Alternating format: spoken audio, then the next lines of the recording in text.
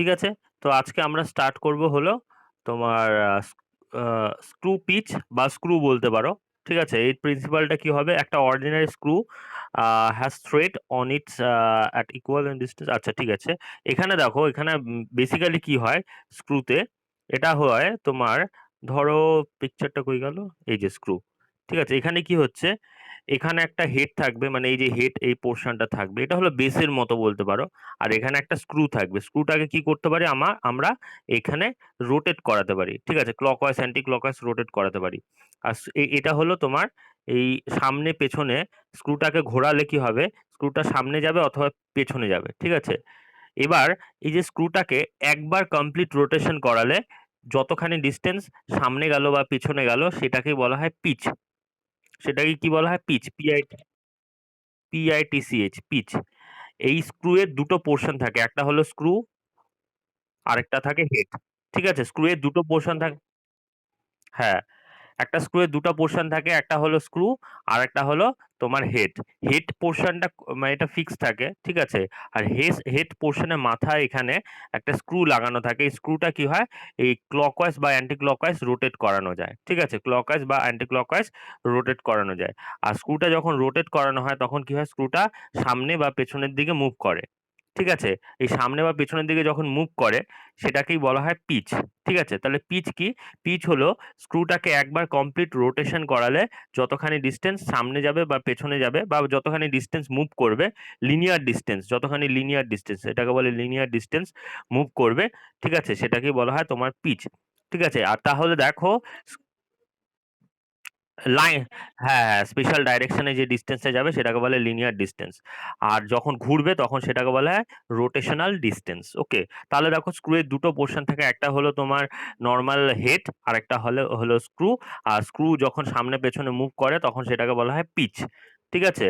তো পিচ দেখো এখানে তাহলে কি বলবে, এখানে তাহলে এর মধ্যে দুটো স্কেল থাকে। একটা হলো তোমার লিনিয়ার স্কেল, লিনিয়ার স্কেলটা যে এখানে এখানে সেট করানো থাকে লিনিয়ার স্কেল। আর মানে এর ভেতরেই থাকে, এইভাবে থাকে। ঠিক আছে? আর আরেকটা থাকে তোমার এখানে, এই দেখো সার্কুলার স্কেল থাকে, যে এখানে রিডিং গুলো আছে না, এগুলো হলো সার্কুলার স্কেল। তাহলে স্ক্রুয়ে তোমার দু ধরনের তোমার স্কেল থাকে, একটা হলো লিনিয়ার স্কেল, একটা হলো লিনিয়ার স্কেল, আর একটা হলো তোমার সার্কুলার স্কেল। ঠিক আছে? আর এই পুরো মেশিনটাকে বলা হয় স্ক্রু গেজ বা স্ক্রুও বলতে পারো। ওকে? হুম। লিনিয়ার স্কেলটা কি হয়, একটা স্ট্রেট লাইনে থাকে। এখানে যে মেইন যে ভ্যালুটা রিডিংটা আছে সেটা হলো এইভাবে একটা স্কেল থাকে। ঠিক আছে?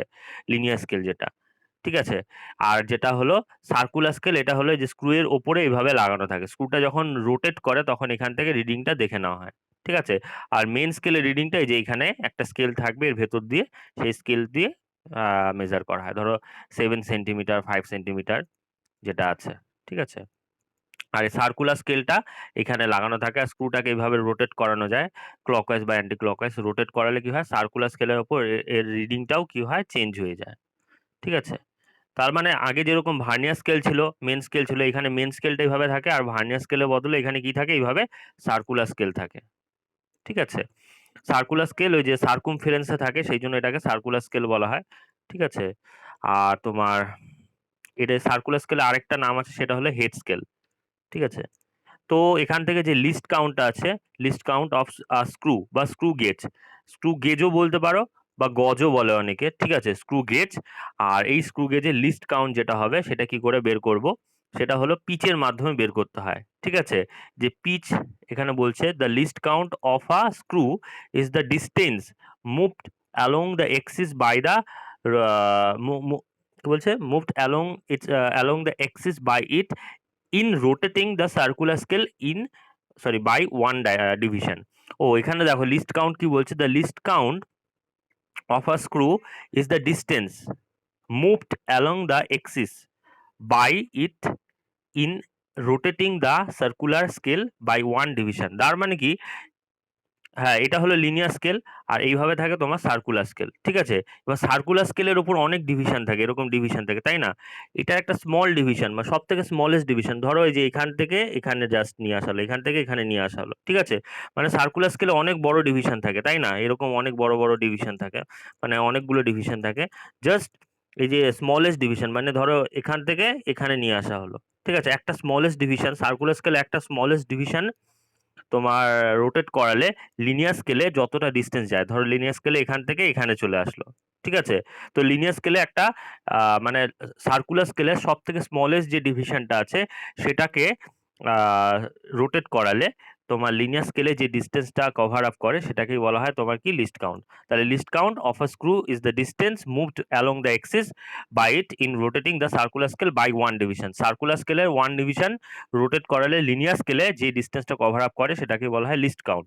আর পিচ হলো তোমার একটা পুরো রোটেশনে যে ডিস্টেন্সটা কভার করে, ঠিক আছে, পিচ হলো একটা সার্কুলার স্কেলের পুরো ডিস্টেন্স কভার করালে, পুরো সরি সার্কুলার স্কেলে পুরো রোটেশন কভার আপ করালে সামনে যে ডিস্টেন্সটা কভার আপ করে এটাকে বলা হয় কি পিচ, ঠিক আছে। আর মনে রাখবে লিস্ট কাউন্ট কত হয় আর পিচ কত হয়, পিচের ভ্যালু কত হয় জানো, একটা কমপ্লিট রোটেশন স্ক্রুকে যদি কমপ্লিট রোটেশন করা হয় পিচের ভ্যালু হয় 1 মিলিমিটার। তার মানে এই যে লিনিয়ার স্কেল যেটা আছে লিনিয়ার স্কেলে 1 মিলিমিটার আগে যাবে, লিনিয়ার স্কেল ধর এখানে আছে এখান থেকে এখানে আসলো আর এই ডিস্টেন্সটার ভ্যালু কত হবে 1 মিলিমিটার, ঠিক আছে। তাহলে একটা কমপ্লিট রোটেশন করালে সার্কুলার স্কেলকে একটা কমপ্লিট রোটেশন করালে লিনিয়ার স্কেল 1 মিলিমিটার আগে হলো তোমার পিচ, এটাই হলো pitch. It has it has 100 division. আচ্ছা, এই যে সার্কুলার স্কেল যে হয় না এর মধ্যে কতগুলো ডিভিশন থাকে বলো তো, এটার মধ্যে 100 ডিভিশন থাকে, ঠিক আছে। আর সামনে স্ক্রু তোমার পিচের যে ভ্যালুটা হয় পিচের ভ্যালু কত হয়, এটাও কিন্তু এক্সামে আসে, পিচের ভ্যালু হয় স্ক্রু এর জন্য পিচের ভ্যালু হয় কত 1 মিলিমিটার। ওকে, তাহলে দেখো এই পিচের যে ভ্যালুটা আছে সেটাকে যদি এই total number of division in the circular scale তে ডিভাইড করো তাহলে তুমি কি পেয়ে যাবে, তাহলে তুমি লিস্ট কাউন্ট পেয়ে যাবে, ওকে, ওটাই এখানে বলছে। দেন 10 divisions on the head, then one rotation of 100 division of circular scale, the pointed end of the screw moves a distance equal to 1 millimetre. তাহলে 100 ডিভিশন অফ সার্কুলার স্কেলকে রোটেট করালে মানে একটা কমপ্লিট রোটেশন করালে যেটা লিনিয়ার স্কেল আছে সেটা কি হবে 1 মিলিমিটার সামনে যাবে বা পেছনে যাবে। হ্যাঁ হ্যাঁ বলো। হুম, স্টপ হয়ে যাচ্ছে।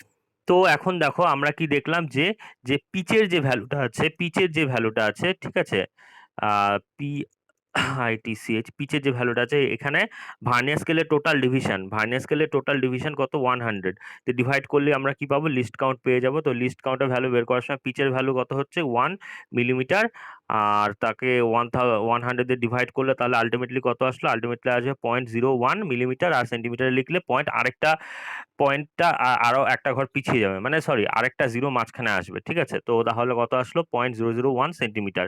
এটা কিন্তু এক্সামে বের করতে দেয়, এখান থেকে এখানে এই অবধি জাস্ট দেখিয়ে দিতে হবে 2 মার্কসের জন্য। আর লিস্ট কাউন্টের যে ভ্যালুটা আছে যেটা বললাম পিচ আর total number of division on the circular scale বা হ্যাঁ সার্কুলার স্কেল বললে বেটার হবে, ঠিক আছে। এই যে স্ক্রু পিচ দেখতে এরকম হয়, দেখো এই যে এখানে কি থাকে মেজারমেন্ট করার জন্য এখানে একটা পোর্শন থাকে, এখানে অবজেক্টটাকে রাখতে হয়, আর এখানে দেখো এই যে এটা হলো লিনিয়ার স্কেল, এটা পুরোটা অবধি আছে, ঠিক আছে। আর এটা হলো তোমার সার্কুলার স্কেল, ঠিক আছে। আর এটাকে রোটেট করানো যায়, এই স্ক্রুটাকে রোটেট করানো যায় ক্লকওয়াইজ অ্যান্টি ক্লকওয়াইজ। রোটেট করালে কি হবে, এটা আগে যাবে বা পিছিয়ে যাবে, যদি আগে যায় তাহলে এই জায়গাটা আরো আগে যাবে, তাই তো। অবজেক্টটা যদি ছোট হয়, ছোট সাইজে হয় তাহলে এটাকে আগে নিতে হবে, তখন এটাকে ক্লকওয়াইজ রোটেট করাতে হবে। এই স্ক্রুটাকে তোমার আহ র্যাচেটটাকে ধরে এটাকে ক্লকওয়াইজ রোটেট করাতে হবে, র্যাচেটটাকে রোটেট করালে স্ক্রুটাও রোটেট হবে, তখন এটা সামনের দিকে যাবে, ঠিক আছে। তো এই জিনিসটা সামনাসামনি দেখলে বুঝতে পারবে, ঠিক আছে, হয়তো স্কুলে দেখাতে পারে। মেন স্কেল, এটা হলো মেন স্কেল, এখানে যেটা থাকবে, আর এটা হলো তোমার সার্কুলার স্কেল। আর আগে তোমার ভার্নিয়ার ক্যালিপার্সে কি ছিল, মেন স্কেল ছিল আর ভার্নিয়ার স্কেল ছিল, ঠিক আছে। তাহলে দেখো যে মেন স্কেলের সরি এখানে যে লিস্ট কাউন্টটা হচ্ছে সেটা কত হচ্ছে 0.001 সেন্টিমিটার, এটা স্ক্রু পিচের জন্য, ঠিক আছে। আর ভার্নিয়ার ক্যালিপার যেটা ছিল ওটাতে লিস্ট কাউন্ট কত ছিল মনে আছে, 0.01 সেন্টিমিটার, ঠিক আছে। তার মানে দেখো স্ক্রু পিচ যেটা আছে সেটা আরো বেটার মেজারমেন্ট দিবে, rather than vernier scale. Vernier scale থেকে যদি স্ক্রু পিচ ইউজ করি তাহলে এটা লিস্ট কাউন্টটা আরো ছোট। লিস্ট কাউন্ট যত ছোট হবে তত ছোট ছোট মেজারমেন্টগুলো আমরা ভালো করতে পারবো, অ্যাকুরেটলি করতে পারবো। যত লিস্ট কাউন্ট ছোট হবে তত অ্যাকুরেটলি আমরা মেজারমেন্ট করতে পারবো, ঠিক আছে, তত পারফেক্ট রেজাল্ট আমরা পাবো। তো ভার্নিয়ার স্কেলের জায়গায় যদি আমরা স্ক্রু পিচ ইউজ করি তাহলে কি হবে, আমরা আরো বেটার অ্যান্সার পাবো, ঠিক আছে। তখন পয়েন্টের পর ধরো 27.00, সরি ধরো 27.675 পয়েন্টের পরে 3 ঘর অবধি আমরা মেজার করতে পারলাম with the help of screw gauge, ঠিক আছে। কিন্তু যখন ইসে থাকবে, ভার্নিয়ার স্কেল থাকবে ওখানে কিন্তু আমরা 27.67 সেন্টিমিটার অবধি মেজার করতে পারবো, ঠিক আছে। কারণ কি, এটা লিস্ট কাউন্ট পয়েন্টের পরে 2 ঘর অবধি যায়, তাই না, 0.01 সেন্টিমিটার, আর এখানে 0.001 সেন্টিমিটার। তাহলে পয়েন্টের পর 3 ঘর অবধি 1 2 3, পয়েন্টের পর 3 প্লেস অবধি আমরা মেজার করতে পারবো ইন দ্য কেস অফ তোমার স্ক্রু গেজ। বোঝা গেল? এই হলো মেন ব্যাপার, ঠিক আছে। তো ডেসক্রিপশন এগুলো দেখবে, এক্সাম্পল এগুলো দেখবে, ঠিক আছে। হ্যাঁ, এখানে ওই একটাই জিনিস যে তোমার লিস্ট কাউন্ট বের করার সময় কি করতে হবে, তোমার পিচকে তোমার ভার্নিয়ার স্কেলে টোটাল ডিভিশন দিয়ে ডিভাইড করতে হবে। 0.01 সেন্টিমিটার আসলো। এবার যদি ভার্নিয়ার স্কেলে টোটাল ডিভিশন 100-এর জায়গায় 50 থাকতো, এটাও নিউমেরিক্যালে দেয়, আর পিচের ভ্যালু 1 থাকে, 1 মিলিমিটার থাকে, তাহলে কি করে বের করব? হুম, তাহলে তখন কি করব? মানে এই যে এই কোশ্চেনটা দেখো, এই কোশ্চেনটা দেয় কিন্তু, ঠিক আছে। এখানে বলছে যে পিচের ভ্যালু এখানে 1 মিলিমিটার, ঠিক আছে, কিন্তু নাম্বার অফ ডিভিশন, 1 মিনিট, এখানে কোশ্চেনটা না সরি, কোশ্চেনটা অন্যরকম বলছে। এখানে if a screw moves by 1 millimetre in 2 rotation and its circular division has 50 division, তার মানে কি, দুবার রোটেশন করানোর পর, হ্যাঁ হ্যাঁ, হ্যাঁ, হ্যাঁ, হ্যাঁ। দুবার রোটেশন করানোর পর তোমার কি হচ্ছে, 1 মিলিমিটার ডিসটেন্স যাচ্ছে। তাহলে একবার রোটেশন করালে কত হবে? 1/2, ঠিক আছে, 1/2 মিলিমিটার, তার মানে 0.5 মিলিমিটার। তাহলে পিচের ভ্যালু কত? 0.5। আর এখানে ভার্নিয়ার স্কেলের ডিভিশন কত বলেছে? আগের ক্ষেত্রে 100 ছিল, এখানে কত? 50 বলে দিয়েছে। তো 50টা এখানে বসাবো, তো অ্যান্সার আলটিমেটলি সেমই আসবে, ঠিক আছে। দেখো এখানে আবার অন্যরকম বলছে, এখানে বলছে যে পিচের ভ্যালু 1 মিলিমিটার, ঠিক আছে, এটা হলো পিচের ভ্যালু 1 মিলিমিটার, কিন্তু এখানে সার্কুলার স্কেলে ডিভিশন কত? 100। ও এখানে 1 মিলিমিটার ইন 2 রোটেশন বলছে, তাহলে সিঙ্গেল রোটেশনে কত যাবে? হাফ মিলিমিটার যাবে, মানে 0.5 মিলিমিটার। আর ভার্নিয়ার স্কেলে টোটাল ডিভিশন কত? 500। তাহলে দেখো এটা 500 দিয়ে ডিভাইড করব, তাহলে অ্যান্সার কত আসবে? 0.001 মিলিমিটার আসলো। তাহলে এটা আরো অ্যাকুরেটলি মেজার করতে পারো। হ্যাঁ বলো। এটা যে, হ্যাঁ, চোখে দেখা যাবে না, এটা দেখতে গেলে কি করতে হবে, তোমাকে মাইক্রোস্কোপ ইউজ করতে হবে, মাইক্রোস্কোপ দিয়ে দেখতে হবে, ঠিক আছে। তাহলে দেখো এটা 10 এটা মিলিমিটার, তো তাহলে মিটার আর 10⁻6 হয়ে যাবে, তাহলে 1 মাইক্রোমিটার, মাইক্রোতে আমরা মেজার করতে পারছি। মানে আমাদের যে হেয়ারের যে থিকনেস হয় সেটাও কিন্তু মাইক্রোতে থাকে, আমাদের হেয়ারের থিকনেস, চুলের থিকনেস মাইক্রোতে থাকে। তাহলে আমরা চুলও মেজার করতে পারবো এটা দিয়ে, ঠিক আছে, এই স্কেলটা দিয়ে। যদি দেখো যত ভার্নিয়ার স্কেলে ডিভিশন যত বেশি হবে, ঠিক আছে, মানে তোমার সার্কুলার স্কেলে ডিভিশন যত বেশি হবে তত মেজারমেন্ট আমরা ভালো করতে পারবো। এবার আমরা নেক্সটে দেখবো স্ক্রু গেজ। স্ক্রু গেজ তো বললামই, তো স্ক্রু গেজের প্রিন্সিপাল কি হয়? Screw gauge works on the principal of screw.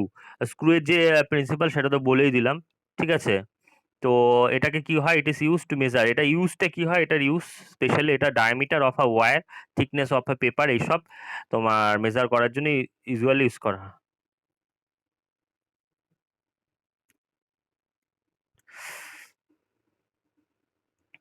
তো বেসিক্যালি এটা কি হচ্ছে, এটা diameter of wire, thickness of paper use বের করার জন্য ইউজ করা হয় usually up to an accurate of third decimal place. Third decimal place মানে পয়েন্টের পর 1 2 3, পয়েন্টের পর ধরো 2 3 5, ধরো থার্ড ডেসিমাল প্লেস অবধি আমরা বের করতে পারবো। কারণ কি, লিস্ট কাউন্টের ভ্যালু কত? 0.001। দেখো পয়েন্টের পর একটা ঘর, দুটো ঘর, তিনটে ঘর অবধি আমরা মেজার করতে পারছি, সেই জন্য বলছে পয়েন্টের পর থার্ড ডেসিমাল প্লেস অবধি আমরা মেজার করতে পারছি।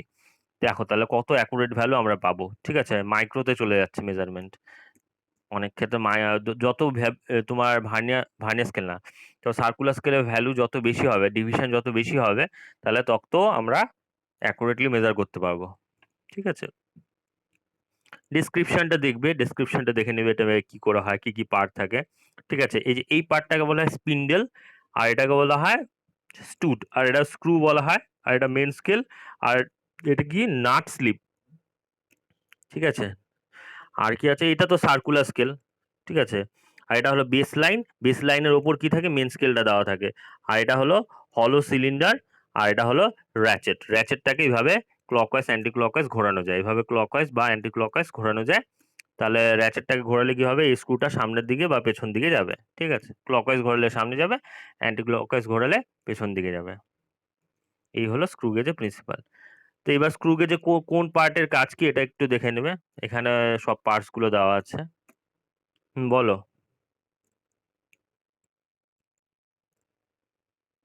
তো এখানে যে পোর্শন গুলো আছে, ঠিক আছে, এখানে মেন স্কেলের কাজ কি, মেন স্কেলের to read length correct up to 1 millimetre. মানে মেন স্কেলে কি থাকে, ওই লিনিয়ার স্কেল থাকে, লিনিয়ার স্কেলে কত মিনিমাম মেজারমেন্ট কত হয়, 1 মিলিমিটার অব্দি মেজার করতে পারে। আর সার্কুলার স্কেল কি করে, মেন স্কেলের ওপরে আরো অ্যাকুরেটলি মেজার করতে পারে, মানে helps to read through correct up to 0.01 millimetre, 0.01 millimetre অব্দি এটা মেজার করতে হেল্প করে, ঠিক আছে। তো এটা এইভাবে দিয়েছে। আর লিস্ট কাউন্টার ভ্যালু কি করে বের করবো স্ক্রু গেজের, এটা আগেও বলেছি যে pitch of the screw gauge are divided by total number of divisions in the circular scale, সেটা করলেই আমরা কি পাবো, তোমার লিস্ট কাউন্ট পাবো। আর এর মধ্যে কিন্তু আবার জিরো এরর হয়, জিরো এরর এখানেও হয়, ঠিক আছে। সেটা কিরকম, ধরো এখানে পজিটিভ আর নেগেটিভ জিরো এরর হয়। এখানে কি বলছে দেখো, জিরো এরর ডেফিনেশনটাও এখানে দিয়েছে, due to some technical error on bringing the start A in contact with the কি start B. The zero mark of the circular scale is either below or above the baseline of the main scale. Then the screw gauge is said to be zero error, said to have zero error. আচ্ছা, তার মানে কি, এই যে দেখো এখানে যে circular স্কেলটা আছে, এটা ধরো মেন স্কেল, এটা মানে তোমার কি করানো হয়েছে, ভেতরে পার্টস গুলো বাদ দিয়ে শুধুমাত্র সার্কুলার স্কেলটা দেখানো হয়েছে আর লিনিয়ার স্কেল দেখানো হয়েছে। এর ওপরে তো আরো পার্টস থাকবে, এরকম ভাবে পার্টস থাকবে, ওগুলো আর দেখানো হয়নি। সিলিন্ডার ওগুলো সব খুলে ফেলা হয়েছে, দেখানো হয়নি, ঠিক আছে। এখানে দেখো জিরো, এই যে জিরো এরো, জিরো মার্কসটা, ঠিক আছে, যখন স্ক্রুটাকে ঘুরিয়ে টুরে ধরো জিরো মার্কসটা ধরো এইখানে যখন থাকতো, এটা ধরো জিরো, আর এই জিরোটা যদি ম্যাচ করে যায় তাহলে কি হবে, এখানে নো জিরো এরর বলবো, নো জিরো এরর, ঠিক আছে। কিন্তু এখানে কি হয়েছে দেখো, যখন এটাকে জিরো করা হয়েছে, মানে একদম যখন ইনিশিয়াল পজিশনে আনা হবে, ঠিক আছে, একদম ঘুরিয়ে টুরিয়ে যখন ইনিশিয়াল পজিশনে বা সেটিং কন্ডিশনে আনা হবে, ঠিক আছে, ইনিশিয়াল স্টেজে যখন আনবো, ঠিক আছে, এটা আর এইদিকে আনাই যাবে না, এটা একদম এখানে এসে ফিক্স হয়ে যাবে, ঠিক আছে। যে মিনিমাম মানে ইসে করা হয়েছে এখানে, দেখো এখানে কি হচ্ছে, জিরোর ভ্যালুটা আর এই জিরোর ভ্যালুটা, মানে এই যে এখানে জিরো ভ্যালুটা একটা ডিস্টেন্স তৈরি হয়েছে, এটাই হলো তোমার কি, এটাই হলো তোমার জিরো এরর, ঠিক আছে। এটা হলো পজিটিভ জিরো এরর। হ্যাঁ, এই ভার্নিয়ার স্কেলটা, ভার্নিয়ার স্কেল কেন বলছি, সার্কুলার স্কেল, এটা হলো সার্কুলার স্কেলটা যদি জিরো ভ্যালুটা মেন স্কেলের জিরো ভ্যালুর যদি রাইট সাইডে থাকে, ওটা কি হবে, ওটা হবে পজিটিভ জিরো এরর হবে। আর যদি স্কেলটা এরকম থাকতো, ঠিক আছে, এটা জিরো ভ্যালু হয়ে যেত, তাহলে এটা কি হচ্ছে, লেফট সাইডে হয়ে গেল, এটা হবে তোমার negative zero error. Okay.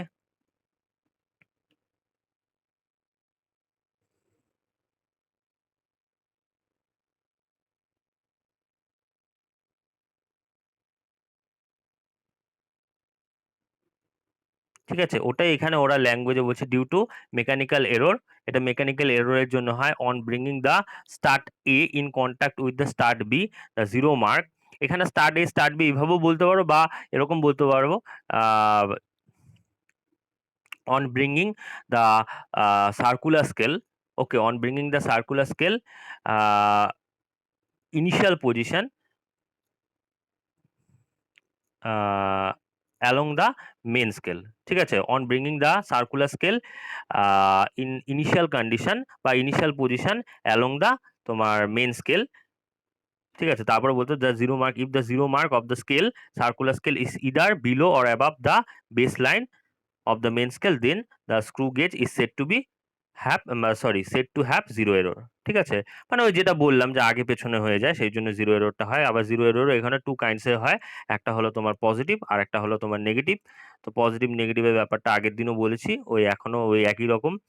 If on bringing the flat end B of the screw in contact with the start A, the zero mark on the circular scale below the base line. ঠিক আছে, আচ্ছা below the base line, এখানে দেখো এখানে কি বলছে, এই যে জিরো, ও আচ্ছা আচ্ছা, ওইখানে স্ক্রুটাকে এই যে এইটাকে না এইভাবে দেখানো হয়েছে, মানে এটাকে এইভাবে দেখানো হয়েছে, তো এটা এইভাবে দেখানো হয়েছে, এখানে এইভাবে দেখানো হয়েছে। ঠিক আছে, তো এইভাবেও বলতে পারো যে এই যে জিরোটা যেটা আছে, সরি আগের আমার একটু বলতে ভুল হয়েছে। ঠিক আছে, এখানে দেখো একটু অন্যরকম ভাবে হবে। এই যে ভার্নিয়ার স্কেল যেটা আছে, ভার্নিয়ার স্কেল কেন বলছি, সার্কুলার স্কেল যেটা আছে, ঠিক আছে, এটাকে যখন জিরো ভ্যালুটা যেটা আনবো, ঠিক আছে, জিরো ভ্যালু মানে ইনিশিয়াল কন্ডিশন আনার পর কি হচ্ছে, জিরো ভ্যালুটা মেন স্কেলে জিরোর সাথে যদি ওভারল্যাপ করে, তাহলে কি বলবো, এই যে এই জিরোটা যদি এটার সাথে ওভারল্যাপ করতো, তাহলে বলতো নো জিরো এরর। আর এটা যদি জিরোটা যদি নিচে চলে যায় বা ওপরে চলে যায় ইনিশিয়াল কন্ডিশন আনার পর বেস লাইনের থেকে, তাহলে তখন বলবো it has some zero error. ঠিক আছে, আর পজিটিভ আর নেগেটিভ জিরো এররের ব্যাপারটা কি, দেখো বলছে, বলো। হ্যাঁ হ্যাঁ, ওইটাই অ্যাকচুয়ালি পিকচারটা অন্যভাবে দেওয়া আছে, তো একই জিনিস একই জিনিস, পিকচারটা একটু অন্যভাবে দেওয়া আছে, ওই জন্য বুঝতে অসুবিধা হবে, ওই জন্য আমি এইভাবেও বলে দিচ্ছি। ঠিক আছে, যদি জিরো মার্কটা কি হয় on the circular scale below the base line, তখন ওটাকে কি বলা হয়, পজিটিভ জিরো এরর। ঠিক আছে, যেরকম এখানে দেখো কি হচ্ছে, এটা হলো বেস লাইন, ঠিক আছে, আর জিরোটা কি হচ্ছে বেস লাইনের থেকে নিচে চলে গেছে, তাই না, তাহলে এটা কি হয়ে যাবে, এটা হলো পজিটিভ জিরো এরর। আর সেকেন্ড কেসে কি বলছে, সেকেন্ড কেসে যদি তোমার নেগেটিভ জিরো এরর, এখানে কি বলছে, তোমার বেস লাইনের থেকে জিরো ভ্যালুটা, জিরো রিডিংটা যদি ওপরে চলে যায়, তখন এটা কি হবে, নেগেটিভ জিরো এরর, এটা হয়ে যাবে নেগেটিভ জিরো এরর। আর পজিটিভ আর নেগেটিভ জিরো এররের মধ্যে যে তোমার ডিফারেন্সটা, ওটা একটু দেখে নিও। ঠিক আছে,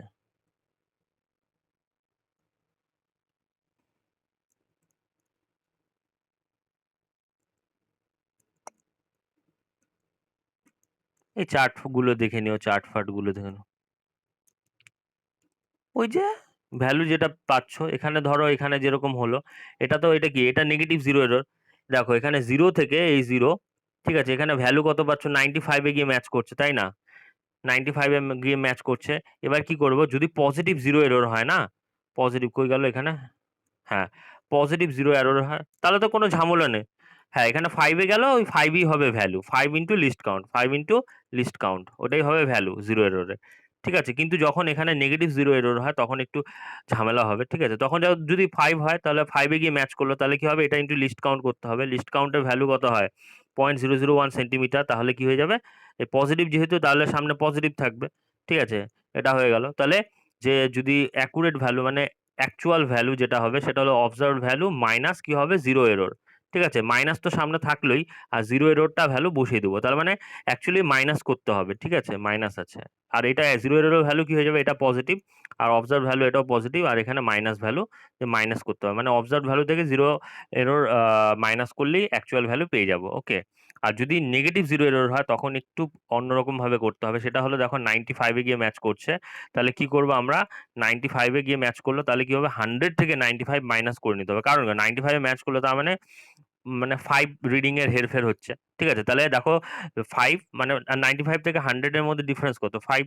ঠিক আছে, তাহলে লিস্ট কাউন্টের সাথে 5 মাল্টিপ্লাই করতে হবে, তার লিস্ট কাউন্ট, এটা হলো লিস্ট কাউন্টের সাথে 5 মাল্টিপ্লাই করলে কত হচ্ছে, এখানে 0.005 হচ্ছে, আর যেহেতু নেগেটিভ জিরো এরর, সামনে একটা মাইনাস চলে আসবে, তাহলে অ্যাকচুয়াল ভ্যালু কি হবে, অবজার্ভড ভ্যালু মাইনাস কি হবে, জিরো এরর হবে, আর এখানে অ্যাকচুয়াল ভ্যালুর ভ্যালু পজিটিভ হবে, আর জিরো এরর ভ্যালু এটাও নেগেটিভ, তাহলে নেগেটিভ নেগেটিভে কি হয়ে যাবে, প্লাস হয়ে যাবে। ঠিক আছে, এখানে প্লাস করতে হবে, জিরো এররটা অ্যাকচুয়ালি প্লাস করতে হচ্ছে এখানে। হুম, তো এইভাবে করতে হবে, অ্যাকচুয়াল ভ্যালু বা correct value is equal to observe value minus zero error with sign. তো এখানে লিস্ট ফিস্ট গুলো দেখে দিয়েছে, দেখবে এখানে কি বলছে। ঠিক আছে, আরেকটা হলো তোমার ব্যাকল্যাশ এরর, এটা খুব আসে এক্সামে। ঠিক আছে, ব্যাকল্যাশ এরর এটাও দেখে নিবে, এক্সামে এটা ভাইভাতেও ধরতে পারে। ঠিক আছে, due to sometimes due to wear and tear of the threads of স্ক্রুটাকে কি হয়, বারবার ঘোরানো ঘোরানো ফলে কি হয়, it is observed that on reversing the direction of rotation of the thumb, the tip of the screw does not start moving in the opposite direction at once. ঠিক আছে, but it remains stationary for a part of rotation. This this causes error in the observation with which is called the backlash error. হ্যাঁ, এটা মানে হলো, এটা হলো ধরো কোনো একটা তুমি মেজারমেন্ট যখন করছো, ঠিক আছে, স্ক্রুটাকে ধরো, এটা হলো স্ক্রু, আর এখানে তোমার আছে তোমার সার্কুলার স্কেল, এইভাবে সার্কুলার স্কেলে এখানে রিডিংটা দেওয়া আছে। স্ক্রুটাকে যখন তুমি ক্লকওয়াইজ অ্যান্টি ক্লকওয়াইজ ঘোরাচ্ছ, ঠিক আছে, ধরো কোনো একটা পার্টিকুলার ডাইরেকশনে ঘোরাচ্ছ, এটা হলো ধরো ক্লকওয়াইজে ঘোরাচ্ছ, ঘোরালে কি হবে, ক্লকওয়াইজে ঘোরালে এটা তোমার সামনের দিকে যাবে, যাচ্ছে যাচ্ছে মেজারমেন্ট করলা, ঠিক আছে, কিন্তু ধরো ক্লকওয়াইজ ঘোরাতে ঘোরাতে মাঝখানে কি করলা তুমি, অ্যান্টি ক্লকওয়াইজ ঘোরানো শুরু করলা, অ্যান্টি ক্লকওয়াইজ ঘোরানো শুরু করলা, ঠিক আছে, তখন কি হবে, এই রোটেশনটা প্রপারলি হবে না। রোটেশনটা ক্লকওয়াইজ ঘোরাতে ঘোরাতে যখন অ্যান্টি ক্লকওয়াইজ করবা, ঠিক আছে, মানে অপোজিট ডাইরেকশনে হঠাৎ করে মাঝখান থেকে যদি ঘোরাও, তাহলে কি হবে, এটা সঙ্গে সঙ্গে উল্টো দিকে ব্যাক করা শুরু করবে না, ঠিক আছে, স্ক্রুটা সঙ্গে সঙ্গে উল্টো দিকে ব্যাক করা শুরু করবে না, কিছু মানে কিছুটা সময় কি থাকবে, এই রিডিংটা মানে আনচেঞ্জ থাকবে, তারপর কিছু টাইম পর থেকে এটা উল্টো দিকে রোটেট করা শুরু করবে। সেটার জন্য কি হচ্ছে, এই মেজারমেন্টে এরর আসবে, সেটাই হলো তোমার ব্যাকল্যাশ এরর, ঠিক আছে, সেটাই এখানে বলছে। To avoid the backlash error, এটা অ্যাভয়েড করার জন্য কি করতে হবে, while taking the measurement the screw should be rotated in one direction only. তাহলে মেজারমেন্ট যখন আমরা করব, তখন স্ক্রু এর রোটেশনটা পার্টিকুলারলি ওয়ান ডাইরেকশনই করব, তার মানে হয় ক্লকওয়াইজ করাচ্ছি তো ক্লকওয়াইজে রোটেট করব, মানে মেজারমেন্ট নেওয়ার সময় হঠাৎ করে অ্যান্টি ক্লকওয়াইজ রোটেট করব না, আবার অ্যান্টি ক্লকওয়াইজ করাচ্ছি তো অ্যান্টি ক্লকওয়াইজই করব, হঠাৎ করে ক্লকওয়াইজ করব না, মানে রোটেশনটা যে ডাইরেকশন হচ্ছে পার্টিকুলারলি ওই ডাইরেকশনই রাখবো, রোটেশনে চেঞ্জ করবো না, তাহলেই এরর আসবে, সেই এররটাই হলো ব্যাকল্যাশ এরর। আর এইভাবে উম, হ্যাঁ কিছু, দেখো এখানে বলেছে, it if it is required to change the direction of the rotation of the screw, do not change the direction of rotation at once, move the screw further, sorry still further, stop there for a while and then rotate it in the reverse direction. আচ্ছা, কিছুক্ষণ wait করে করলেও হবে, ঠিক আছে। আরো যদি accurately চাও কি করবে, আবার ইনিশিয়াল কন্ডিশনে নিয়ে যাবা, আবার জিরো থেকে স্টার্ট করবে, ওটা করলে আরো বেটার হয়। কিন্তু তাতে অনেক টাইম লাগবে, ঠিক আছে। তুমি এটাও করতে পারো যে কিছুক্ষণ ওই জায়গায় দাঁড়িয়ে তারপরে উল্টা দিকে ঘোরানো শুরু করবে, মানে আস্তে ধীরে সুস্থে করতে হবে, ঠিক আছে। তো সেটাই হলো তোমার তোমার ব্যাকল্যাশ এরর তোমার এস্কেপ করার একটা প্রসেস। দেখো এখানে কি বলছে, এখানে একটা দারুণ কনক্লুশন করছে, দেখো এখানে লিস্ট কাউন্ট বলছে, ভার্নিয়ার ক্যালিপার্সের জন্য লিস্ট কাউন্ট বলছে 0.1 মিলিমিটার, ঠিক আছে। নর্মাল যে আমাদের স্কেল আছে মিটার স্কেল, মিটার স্কেলের মাধ্যমে আমরা সব থেকে লোয়েস্ট মেজারমেন্ট কোনটা করতে পারি, 1 মিলিমিটার। দেখবা যে বাজার থেকে মিটার স্কেলগুলো কিনতে পাওয়া যায়, ওখানে সেন্টিমিটারগুলো ভাগ করা থাকে, তাই না, সেন্টিমিটারের মাঝখানে আবার মিলিমিটার ডিভাইড করা থাকে, টোটাল এখানে 10 ডিভিশন থাকে, তাই না। তাহলে 1 মিলিমিটার আমরা মেজার করতে পারি লোয়েস্ট ভ্যালু, এটা মিটার স্কেলের মাধ্যমে যেটা করি, ঠিক আছে। কিন্তু দেখো আমরা যে ভার্নিয়ার ক্যালিপার যেটা ইউজ করলাম, সেটাতে 1.1 মিলিমিটার, মানে আরো এক ঘর বেশি, পয়েন্টের পর আরো এক ঘর বেশি মেজার করতে পারলাম। স্ক্রু গেজ যেটা ছিল সেটাতে কত 0.001 মিলিমিটার মেজার করতে পারলাম, মানে পয়েন্টের পর 2 ঘর অব্দি মেজার করতে পারলাম। আর এটা সেন্টিমিটারে করলে পয়েন্টের পর 3 ঘর অব্দি মেজার করতে পারো। Okay, have decreasing the least count which leads to the increase in accuracy. তাহলে লিস্ট কাউন্টের ভ্যালু যত কমবে, তত কি হবে, অ্যাকুরেসির ভ্যালু, মেজারমেন্টে অ্যাকুরেসি তত কি হবে, বাড়বে, ঠিক আছে। এটাই বলছে অ্যাকুরেসির সাথে লিস্ট কাউন্টের রিলেশন কি, when the least count in a experiment decreases বা when the least count of a machine decreases, then the accuracy in the measurement of the experiment increases, এটাই এখানে বলেছে,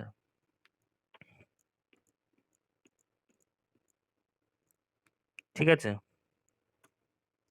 নেক্সট আমরা স্টার্ট করব টাইমের মেজারমেন্ট কি করে করতে হয়, ঠিক আছে। আমরা যে টাইমে মেজারমেন্ট করি, তাহলে সেটা কি দিয়ে করি, ক্লক দিয়ে করি। তো এবার দেখো, আগের দিনে তো ক্লক ছিল না, পেন্ডুলাম দিয়ে মেজার করা হতো, সেটাকে পেন্ডুলাম ক্লক, মানে ফার্স্ট যে ক্লকটা ছিল that was pendulum clock, that was invented by Galileo. Okay, এবার এই যে ক্লক যেটা আছে, যেটাকে আমরা পেন্ডুলাম বলে ইউজ করি, ঠিক আছে, এটা অসিলেশন এর ওপর কাজ করে। এটা কি হয়, এখানে ধরো একটা সাপোর্ট লাগানো থাকে, ঠিক আছে, সেই সাপোর্টের মাধ্যমে একটা স্ট্রিং দিয়ে, সেই সাপোর্টের থেকে একটা স্ট্রিং দিয়ে একটা বেস, একটা তোমার বব, এটাকে বলা হয় বব, বব বা তুমি একটা স্মল সাইজের বল বলতে পারো। হ্যাঁ, সেটা লাগানো থাকে, তারপর সেটা কি হয়, এইভাবে তোমার লেফট সাইড রাইট সাইডে এইভাবে তোমার অসিলেট করবে, এটাকেই বলা হচ্ছে অসিলেশন। তাহলে এই যে এখান থেকে ধরো কর্নার থেকে ছেড়ে দেওয়া হলো, এটা কি হলো, এখানে গেল, গিয়ে এই কর্নারে পৌঁছলো, তারপর আবার এই কর্নার থেকে এদিকে ব্যাক করবে, মানে একটা কমপ্লিট অসিলেশনের যে টাইম লাগবে সেটাকেই বলবো time period of the oscillation. আর সেটাই কত এখানে, সেটাই এখানে হবে হলো তোমার, না, সেটাই হবে 1 টাইম পিরিয়ড। আর এটার মাধ্যমে তোমার মেজারমেন্টটা করা হতো। ঠিক আছে? সেটা ববের উপর ডিপেন্ড করবে, অনেক কিছুর উপর ডিপেন্ড করবে টাইম পিরিয়ডটা কি হবে। লেংথের উপর ডিপেন্ড করবে। এই যে স্ট্রিং এর যে লেন্থটা হয় না সেটার উপর ডিপেন্ড করে টাইম পিরিয়ডটা কত হবে। টাইম পিরিয়ডের ভ্যালু কত হয় 2 পাই রুট ওভার L/G। ঠিক আছে? মানে এই স্ট্রিং এর লেন্থটা যত বেশি হবে, অ্যাকচুয়ালি টাইম পিরিয়ড মানে একটা কমপ্লিট অসিলেশন এর যে টাইম, ঠিক আছে? মানে একটা পজিশন একটা কর্নার থেকে গিয়ে মানে অপোজিট কর্নারে পৌঁছানোর পর আবার অপোজিট কর্নার থেকে আবার ইনিশিয়াল কর্নারে আসতে যে টাইমটা লাগে that is called time period. Time period is the time taken by the bob to make a complete oscillation, that is called time period. আর এটা ভ্যালু কি হয় প্রপোর্শনাল টু রুট এল, মানে লেন্থের রুটের সাথে ডাইরেক্টলি প্রপোর্শনাল হয় টাইম পিরিয়ড। সেটাই এখানে বলছে। তো সিম্পল পেন্ডুলাম কি বলছে definition, simple pendulum is a heavy point mass known as bob suspended from a rigid support by a massless on inextensible string। একটা স্ট্রিং দিয়ে একটা মাসলেস তোমার ববকে যদি ঝোলানো হয়, ঠিক আছে, একটা সাপোর্ট থেকে, তাহলে সেটা যখন রোটেট করবে সেটাকেই বলবো আমরা, রোটেট না অসিলেট করবে সেটাকে আমরা বলবো simple pendulum. This is an ideal case because it cannot have a heavy mass having a size of, হ্যাঁ বলো। ঠিক আছে, এই দেখো এখানে যে পিকচারটা দিয়েছে, ঠিক আছে, Bob position A B C. তো এটা এভাবে গিয়ে আবার এভাবে ব্যাক করবে, মানে রোটেশন অসিলেশন হচ্ছে এখানে। ঠিক আছে, তো দেখবা এখানে কি কি বলছে।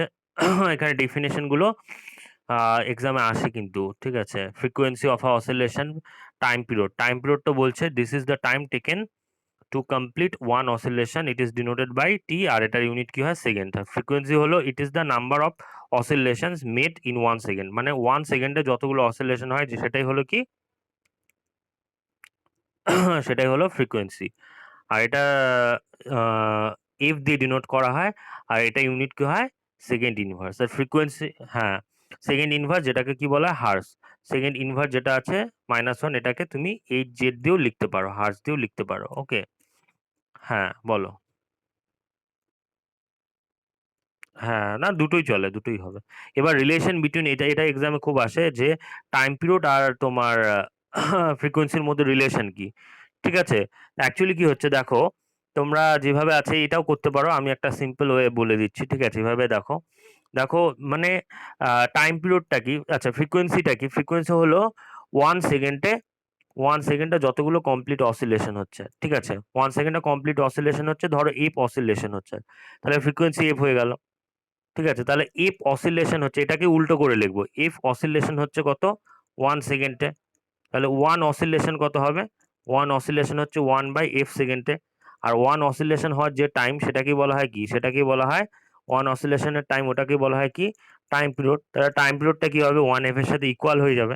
তাহলে t ইকুয়াল টু কি হবে? t ইকুয়াল টু 1/f হয়ে যাবে। ওটাই এই যে এখানে ল্যাঙ্গুয়েজে লেখা আছে। ওটা এখানে দেখো ল্যাঙ্গুয়েজে লেখা আছে। ঠিক আছে? তো আমি যেভাবে বললাম ওটা মনে রেখো, তাহলে ওইভাবে লিখে দিও, হয়ে যাবে। তাহলে f ইকুয়াল টু কি হবে? 1/t হবে, আর t এর ভ্যালু 1/f হবে। মানে product of time period and frequency will be what? 1। এটাই হলো মেন ফর্মুলা। আর অ্যামপ্লিটিউড হলো the maximum displacement of the bob from its mean position to either side is called the amplitude of the oscillation. That means এই যে এখানে যে ববটা দেখতে পাচ্ছ, ঠিক আছে, ববটা কি হবে? এদিকে যাবে, এদিকে যাবে, তাই তো? তো ববটা যে কোনো একটা ডাইরেকশন, এটা হলো মিন পজিশন, যেখান থেকে জার্নি স্টার্ট হলো সেটা হলো মিন পজিশন।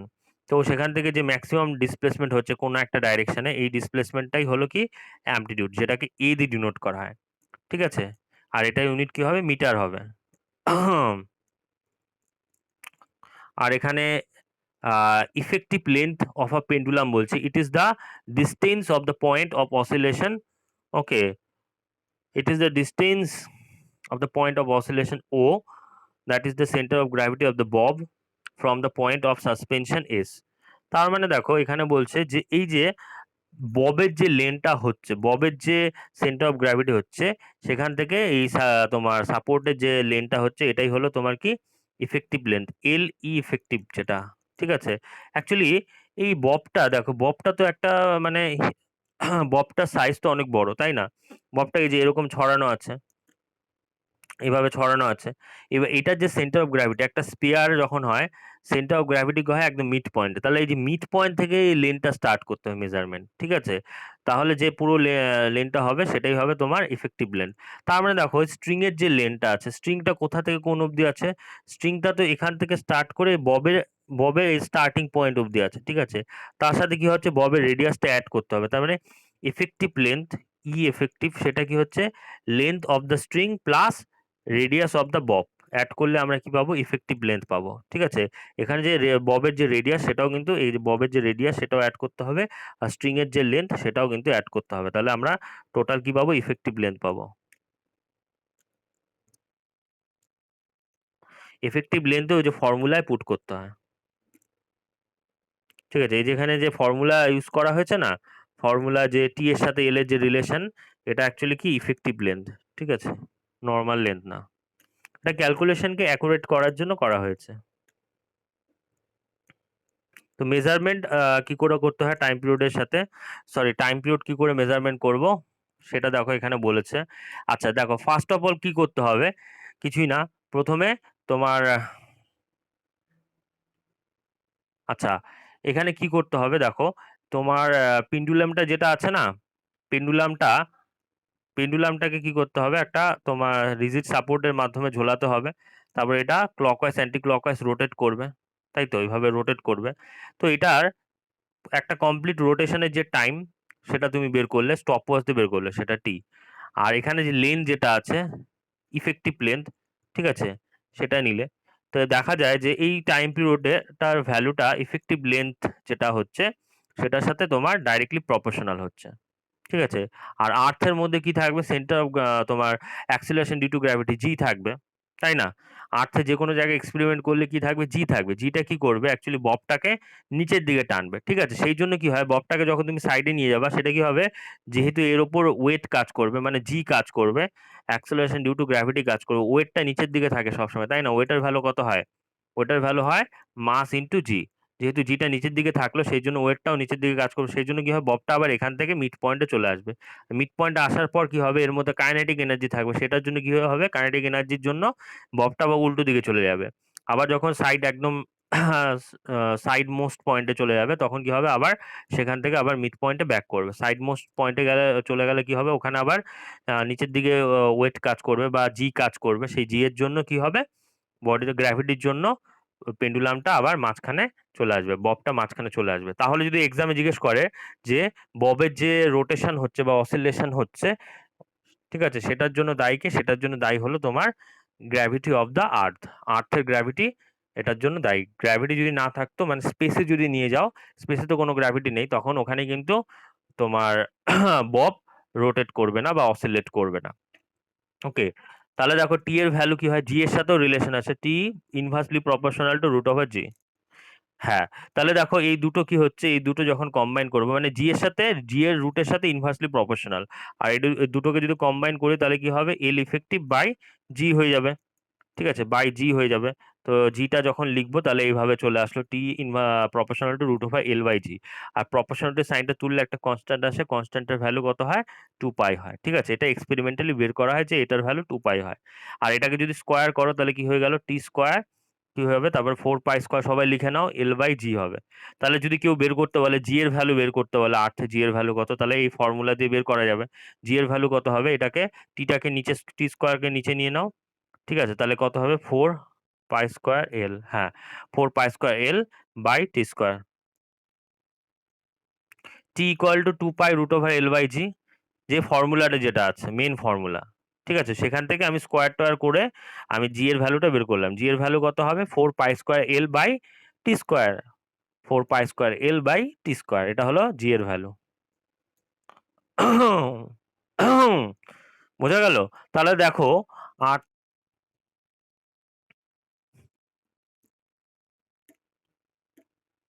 তাহলে দেখো এখানে এক্সপেরিমেন্ট একটা করেছে, সেটা কি করে এক্সপেরিমেন্ট করেছে, measurement of time period of a simple pendulum. Simple পেন্ডুলামের মাধ্যমে তো টাইম পিরিয়ড বের করেছে। কি করে বের করেছে দেখ, এখানে কিন্তু একবার অসিলেশন নেয়নি, এরা কি করেছে, পেন্ডুলামটা যখন অসিলেট করবে, ঠিক আছে, এদিকে এদিকে এদিকে যাচ্ছে, টোটাল 20 কমপ্লিট অসিলেশনের যে টাইম সেটা ওরা বের করেছে, মেজার করেছে, ঠিক আছে। তাহলে দেখো, তাহলে চার্ট যখন বানাবো, time period of pendulum of given length যখন বানাবে, ওরা কি করছে দেখো, পেন্ডুলামের লেন্থটাকে কি করেছে ওরা, ইনক্রিজ করেছে। দেখো প্রথমে নিয়েছে 25, 36, ঠিক আছে? এভাবে লেন্থটাকে ওরা ইনক্রিজ করেছে। এবার লেন্থ বাড়ালে কি চেঞ্জ হবে ওটাও দেখা যাবে এখন। ঠিক আছে? আর দেখো আ তোমার 20 কমপ্লিট অসিলেশন এর টাইম লেগেছে কত? সেই টাইমের লিস্টটাও এখানে দিয়ে দিয়েছে 20, 24, 28 ঠিক আছে? এবার 20 কমপ্লিট অসিলেশন এর টাইম লেগেছে T, তাহলে একটা কমপ্লিট অসিলেশন এর টাইম কত লাগবে? আর কমপ্লিট টাইম পিরিয়ড কত হবে? T/20 হবে। তাহলে এগুলোকে 20 দিয়ে ডিভাইড করলে কত আসে? 1, 1.2 এরকম আসলো। তাহলে এগুলো হলো T এর ভ্যালু। এগুলো আমরা কি পেলাম? T এর ভ্যালু পেলাম। আর এগুলো যা পেলাম এটা হলো লেন্থের ভ্যালু। ঠিক আছে? এবার কি করব? দেখো জি এর যে ভ্যালুটা ছিল না? জি এর যে ভ্যালুটা ছিল, জি এর ভ্যালু কি ছিল? একটু আগে বললাম 4 পাই এল স্কয়ার বাই টি। তাহলে দেখো জি এর ভ্যালুটা কি হচ্ছে? ডাইরেক্টলি ওখানে টি স্কয়ার ছিল না। সরি, হ্যাঁ, উল্টা লিখে দিলাম। জি এর ভ্যালু তোমার 4 পাই সরি, জি এর ভ্যালু কত আসলো? 4 পাই তোমার এল বাই টি স্কয়ার হয়ে গেল। তাহলে জি এর ভ্যালু কি হচ্ছে? Proportional to L by T square হয়ে গেল। হ্যাঁ, হ্যাঁ, 4 pi square L by T square. তার মানে জি এর ভ্যালু কি হচ্ছে? Directly proportional to L by T square হচ্ছে। তাহলে এল এর ভ্যালু যত বাড়বে জি এর ভ্যালু বাড়বে, আর টি স্কয়ার এর ভ্যালু যত বাড়বে জি এর ভ্যালু কমবে। ঠিক আছে? তাহলে দেখো আমরা এল বাই টি স্কয়ার এই ভ্যালুটা যদি রেশিওটা নিই তাহলে সেখান থেকে জি এর ভ্যালু বের করে নিতে পারবো। ঠিক আছে? সেই জন্য দেখো ওরা কি করেছে, এই সবাই মাইক্রোফোন বন্ধ করো। হ্যাঁ, বলো। আচ্ছা, এখন দেখো তাহলে L বাই টি স্কয়ার এর ভ্যালু এখানে কি হয়ে গেল? কনস্ট্যান্ট হয়ে গেল। দেখো L বাই টি স্কয়ার যে আমরা ভ্যালুটা পেলাম এখানে সব জায়গায় 25, 25, 25 আসলো। সব জায়গায় এর ভ্যালুটা কি হলো? সেম হলো। তাই না? তাহলে দেখো L বাই টি স্কয়ার এর ভ্যালু এটা কনস্ট্যান্ট চলে আসলো। তো L বাই টি স্কয়ার এর ভ্যালু যদি কনস্ট্যান্ট আসে, ঠিক আছে? তাহলে কি হচ্ছে? টি এর value proportional to root L লেখা যায়। এটাকে ঘুরিয়ে যদি লিখি টি এর value proportional to root L লেখা যায়। ওকে, বা এল এর value proportional to T square লেখা যায়। ঠিক আছে? সেটাও এখানে লিখেছি কিন্তু এই যে এল এর value proportional to T square লেখা যায়। ঠিক আছে? তাহলে গ্রাফটা যখন আমরা প্লট করব, অ্যালং দ্য এক্স অ্যাক্সিস আমরা রাখবো হলো এল, ঠিক আছে? অ্যালং দ্য ওয়াই অ্যাক্সিস আমরা রাখবো হলো টি স্কয়ার। তো গ্রাফ যখন প্লট করব তখন কি হবে? এল বাই টি স্কয়ার এটা কি হচ্ছে? কনস্ট্যান্ট ছিল। তাহলে এই যখন রেশিও কনস্ট্যান্ট হয় তখন গ্রাফটা কি হয়? স্ট্রেট লাইন হয়। মনে রাখবা গ্রাফটা কি হবে? স্ট্রেট লাইন হবে। আর গ্রাফটার যে স্লোপ পাবো সেই স্লোপের ভ্যালু কি হবে? স্লোপের ভ্যালু স্লোপের হ্যাঁ, বলো।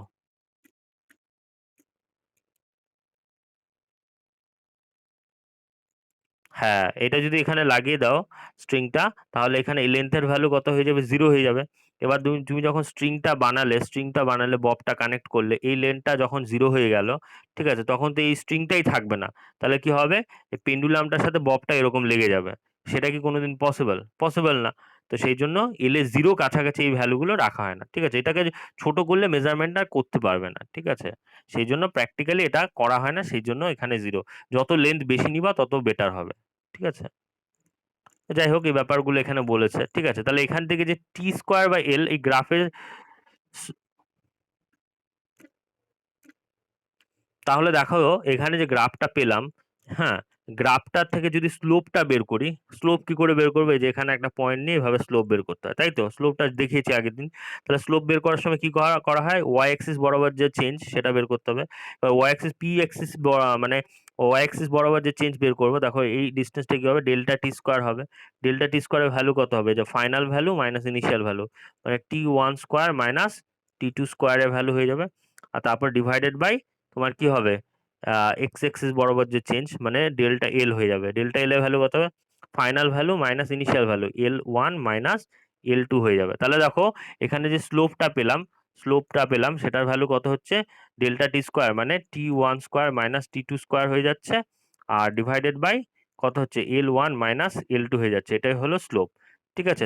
তাহলে দেখো এই যে স্লোপের ভ্যালুটা ওরা লিখেছে, ঠিক আছে? এই যে দেখো স্লোপের ভ্যালু লিখেছে T one square minus T two square divided by L1 minus L2। এই স্লোপটাই কি কাজে লাগবে? এই স্লোপটার ভ্যালু প্র্যাকটিক্যালি কি হয়? এই স্লোপটার ভ্যালু হয় the slope is found to be constant. এটার ভ্যালু কি হয়? কনস্ট্যান্ট হয়। যেহেতু দেখো স্লোপটা এরকম কনস্ট্যান্ট হয়ে আছে, স্লোপটা এরকম উপর নিচে এরকম তো যায়নি না? ঠিক আছে? এরকম তো হয়নি। স্লোপটা কি হয়েছে? একদম কনস্ট্যান্ট ভাবে উপর দিকে উঠেছে। তার মানে স্লোপটার ভ্যালু কি হবে? কনস্ট্যান্ট হবে। আর এই কনস্ট্যান্টের ভ্যালুটা কি হয়, the slope is found to be constant at a place as and is equal to 4 pi square G. এই কনস্ট্যান্টের ভ্যালুটা কত হয়, এটার ভ্যালু হয় 4 পাই স্কয়ার বাই জি এর সাথে ইকুয়াল হয়ে যায়। জি হলো acceleration due to gravity on earth, that means 4.8 metre per second square in SI. আমরা পেয়ে যাব এটা। তো সেই ভ্যালুটা এখানে পুট করলে এটার সাথে ইকুয়াল হয়ে যাবে। তো সেটাই হবে ফাইনাল অ্যান্সার। তাহলে জি এর ভ্যালু কত হচ্ছে দেখো। হুম।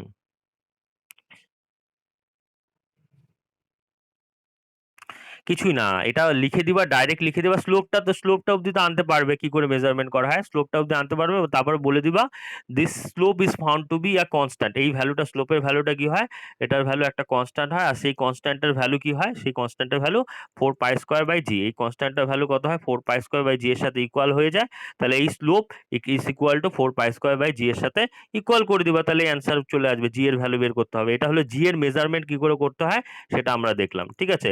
যদি বলে how to take the measurement of g on the surface of the earth বা at a place on earth, ঠিক আছে, তখন কি হবে, তখন এইভাবে আমাদের বের করতে হবে। তাহলে দেখো স্লোপের যে ভ্যালুটা হলো সেটা কি হচ্ছে 4 পাই স্কয়ার বাই জি এর সাথে ইকুয়াল হলো, ঠিক আছে।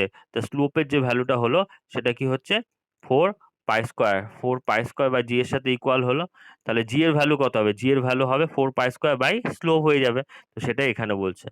আর নেক্সট সব থেকে ইম্পর্টেন্ট এই চ্যাপ্টারে বলছে factors affecting the time period of a simple pendulum. তাহলে টাইম পিরিয়ডটা কোন কোন ফ্যাক্টর উপর ডিপেন্ড করবে। ফার্স্ট অফ অল মনে রাখবে মাসের উপর এটা ডিপেন্ড করে না, ঠিক আছে। তারপর লেন্থের উপর এটা ডিপেন্ড করে। আরেকটা হলো জি, জি এর উপর ডিপেন্ড করে, ঠিক আছে। আর আর কোনো কিছুর উপর ডিপেন্ড করে না, ঠিক আছে। তাহলে দেখো প্রথমে বলছে time period of a oscillation is directly proportional to the square root of the effective length. তাহলে ইফেক্টিভ লেন্থের সাথে ডাইরেক্টলি প্রপোর্শনাল, ইফেক্টিভ লেন্থের স্কয়ার রুটের সাথে ডাইরেক্টলি প্রপোর্শনাল, ঠিক আছে। আর নেক্সট বলছে time period of a oscillation is inversely proportional to the square root of the acceleration due to gravity. মানে acceleration due to gravity square রুটের সাথে ডাইরেক্ট ইনভার্সলি প্রপোর্শনাল, সেটাই এখানে বলছে। আর থার্ড পয়েন্টে যেটা বলছে time period of a oscillation doesn't depend on the mass or the material of the body suspended, মানে ববের মাসের উপর ডিপেন্ড করে না, ঠিক আছে। এটাই হলো তোমার মাসের সাথে রিলেশন, মানে ডিপেন্ড করে না লিখে দেবে। আর লাস্ট বলছে time period of oscillation doesn't depend on the extent of swing. মানে তোমার এই যে অসিলেশন যে হচ্ছে, হওয়ার সময় কি হচ্ছে, পেন্ডুলামটা ডান দিকে বাঁ দিকে ঘুরছে, ঠিক আছে। পেন্ডুলামটা কি হবে, এইভাবে এদিকে যাবে এদিকে যাবে, ঠিক আছে। এবার কতখানি দূরে গেল, বেশি দূরে গেল না কাছে গেল, ঠিক আছে, তার উপর ডিপেন্ড করবে না। তার মানে অ্যামপ্লিটিউডের ওপর কিন্তু, মানে বেশি দূরে গেলে অ্যামপ্লিটিউড কি হবে, অ্যামপ্লিটিউড বেশি হবে, ঠিক আছে। আর যদি কম দূরে যায়, মানে জাস্ট পেন্ডুলামটা এখান থেকে এই অবধি গেল, আবার কি হলো এখান থেকে আবার ব্যাক করলো, তাহলে অ্যামপ্লিটিউডের ভ্যালু কি হবে, এখানে অ্যামপ্লিটিউড ভ্যালু লো হবে, স্মল হবে। তো অ্যামপ্লিটিউডের ওপর ডিপেন্ড করবে না, ঠিক আছে। তাহলে সেটাই বলছে the time period of oscillation doesn't depend on the extent of swing on either side of, মানে অ্যামপ্লিটিউডের ওপর ডিপেন্ড করবে না। Time period doesn't depend on amplitude. হুম, হুম, হুম, দাঁড়াও ১ মিনিট। তো এটা এখানে বলছে লাস্ট পয়েন্টে কি বলছে, আচ্ছা, এই ৩ টে পয়েন্টকে অ্যাকুমুলেট করে কি হয়, টি এর ভ্যালু হয়ে যায় 2 √L/g। আর টি স্কয়ারের ভ্যালু কত হবে, টি স্কয়ারের ভ্যালু 4 পাই স্কয়ার L/g, ঠিক আছে। তাহলে এটা হয়ে গেল। আর লাস্ট পয়েন্ট এই চ্যাপ্টারে বলছে সেকেন্ড পেন্ডুলাম। সেকেন্ড পেন্ডুলাম কি, এটাও কিন্তু এক্সামে আসে। দাঁড়াও আমাকে আগে বলতে দাও। The pendulum of A clock which we used to note time in our house is a second pendulum। তো আমরা যে বাড়িতে দেখবা অনেক সময় এই যে এরকম ইগুলো থাকতো, ঘড়িগুলো থাকতো, ক্লকগুলো থাকতো, এখানে একটা ক্লকের যে তোমার যে কাঁটাগুলো আছে থাকতো, তার নিচে একটা পেন্ডুলাম লাগানো থাকতো এরকম, ঠিক আছে। এখান থেকে একটা পেন্ডুলাম লাগানো থাকতো, ববটা এদিকে এদিকে যেত, সেটাই হলো অ্যাকচুয়ালি সেকেন্ড পেন্ডুলাম। আচ্ছা, সেকেন্ড পেন্ডুলাম কেন বলা হয় সেটাও বলছি। It takes time 1 second in removing from one extreme to other extreme, so its time period is 2 second। তার মানে কি হচ্ছে, এখানে পেন্ডুলামটা একদম মিড পয়েন্ট থেকে, মানে ধরো একটা এক্সট্রিম পয়েন্ট, এটা এক্সট্রিম পয়েন্ট বি, এটা এ আর এটা বি, ঠিক আছে। এ থেকে বি তে যেতে সময় লাগে কত, 1 সেকেন্ড। তার মানে বি থেকে এতেও আসতে থাকবে 1 সেকেন্ড। তাহলে টাইম পিরিয়ড কত হবে, এখান থেকে এখানে যেতে 1 সেকেন্ড, আসতে 1 সেকেন্ড, তাহলে টাইম পিরিয়ড কত হয়ে যাবে, 2 সেকেন্ড, ঠিক আছে। তার মানে এখানে হাফ টাইম পিরিয়ডটা কত হচ্ছে, সেটাই হচ্ছে 1 সেকেন্ড। ঠিক আছে? তাহলে যে পেন্ডুলামের একটা এক্সট্রিম এন্ড থেকে আরেকটা এক্সট্রিম এন্ডে যেতে 1 সেকেন্ড টাইম লাগে সেটাই হলো সেকেন্ড পেন্ডুলাম। আর এক্সামে এটাও আসে যে সেকেন্ড পেন্ডুলামের টাইম পিরিয়ড কত হয়? সেকেন্ড পেন্ডুলামের টাইম পিরিয়ড হবে 2 সেকেন্ড, কিন্তু সেকেন্ড পেন্ডুলামের একটা এক্সট্রিম এন্ড থেকে আরেকটা এক্সট্রিম এন্ডে যেতে টাইম লাগবে 1 সেকেন্ড। তার মানে একটা এক্সট্রিম এন্ড থেকে জার্নি শুরু করে অপর এক্সট্রিম এন্ডে যাওয়ার পৌঁছানোর পর আবার উল্টো এক্সট্রিম পয়েন্টে ফিরে আসতে, মানে যে পয়েন্ট থেকে জার্নি স্টার্ট করলো সেই পয়েন্টেই ফিরে আসতে, ঠিক আছে? কত টাইম লাগবে? এখান থেকে গেল আবার এখান থেকে ফিরে আসলো। কত টাইম লাগবে? টোটাল লাগবে 2 সেকেন্ড। তাহলে টাইম পিরিয়ড কত হবে? এখানে 2 সেকেন্ড হয়ে যাবে। ঠিক আছে?